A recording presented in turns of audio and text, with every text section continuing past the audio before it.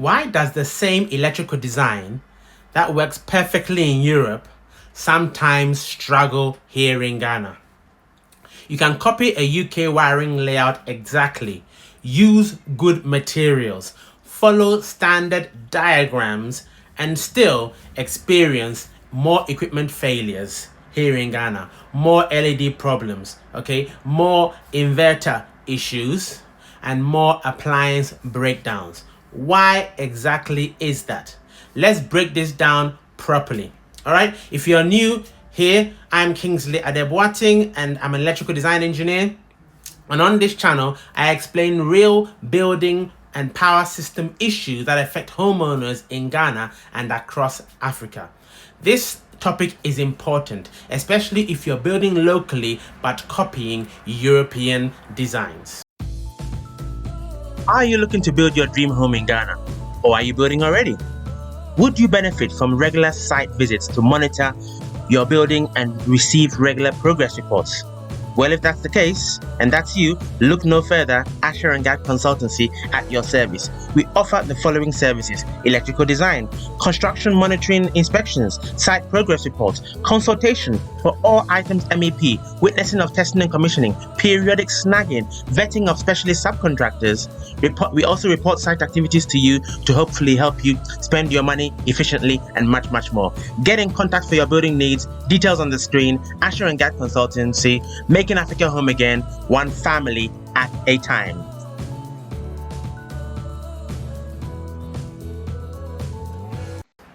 First, let's be clear.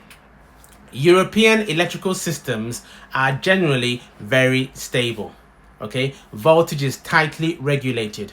The frequency is extremely consistent. Okay, power quality disturbances are relatively low, and the grid infrastructure is highly monitored and maintained.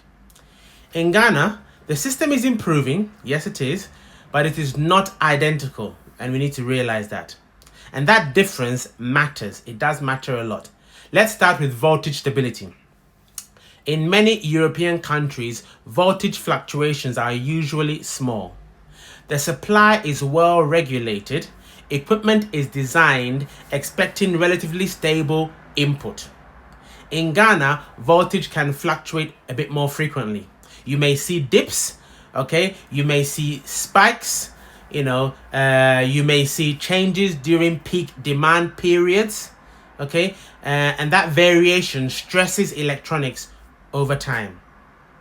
So now let's talk about the power quality itself. Power quality includes things like voltage spikes, which we've talked about before, transient surges, something we call harmonics, short interruptions, momentary instability. However, in Europe, the power quality standards are very tightly controlled. In Ghana, while there are standards, enforcement and infrastructure maturity may not always produce the same level of stability. This is not about blame, not at all. It's not about system development. It's about system development stage. And homeowners need to design accordingly. Another major difference is lightning density and environmental exposure. Ghana experiences significant lightning activity in certain regions. Sometimes can be scary if you have, right? That increases the risk of transient surges entering the home. If your house is designed like a European home, but without proper surge protection, which was covered on the channel before, you are exposed. This brings us to a critical point. In Europe, many homes already have some level of coordinated surge protection built into the distribution system itself. In Ghana, that protection is often missing at the household level. What does that mean? It means the homeowner must install it themselves. And that is where the SPDs come in, surge protective devices. SPDs protect against sudden voltage spikes. They also protect your LED drivers and the electronics, which is critical, your televisions, your inverters, your fridges, your air conditioners, any other sensitive electronics you have, SPDs protect them. Without SPD, a small surge may not trip a breaker immediately, but they slowly damage the internal components.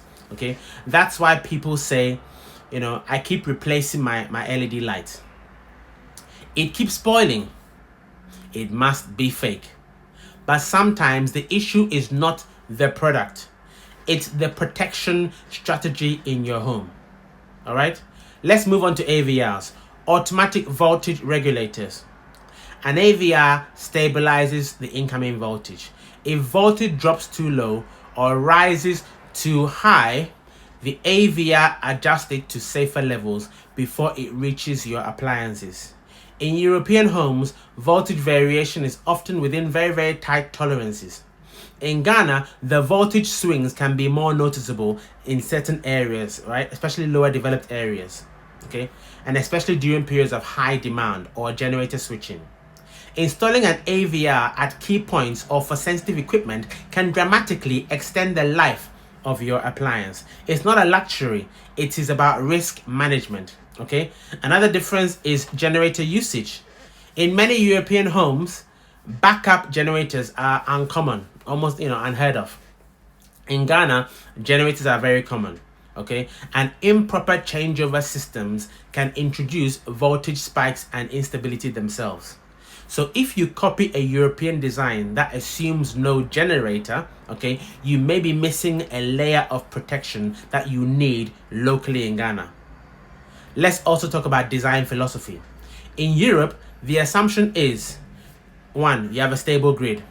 2, there is high compliance and enforcement. 3, enforcement, sorry. In Ghana, the smart design approach is as follows. Number 1, assume variability. Number 2, assume environmental exposure. And number 3, design defensively. That means install your SPDs at the main board and further downstream. Consider secondary use of surge protection. Use proper earthing systems. Consider AVRs for sensitive loads or even your entire home, I recommend. Design for real conditions and not ideal situations. Now, this does not mean Ghana is unsafe. Definitely not. It does not mean Europe is perfect either. It simply means electrical systems must be designed for the local reality. The mistake many homeowners make is copying a diagram from abroad, okay, without adjusting it for the local grid behavior, okay. Electrical design is not just about cable size and breaker ratings, okay.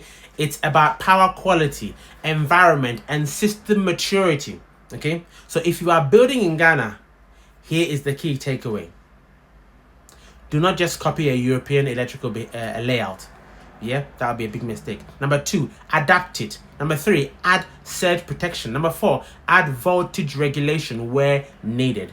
Ensure proper earthing. Very important. Design with protection layers of protection. This is how you protect your investment, okay? Because ultimately, your appliances do not care where they are manufactured, okay? What they care about or what they respond to is the quality of the power that they are receiving. And in Ghana, protection must be intentional. Remember that. If this video helped you understand the difference, share it, especially with anyone who is building and copying foreign designs. Okay? And if you're planning your build, check the ebook guides I have in the pinned comments. Design correctly from the start.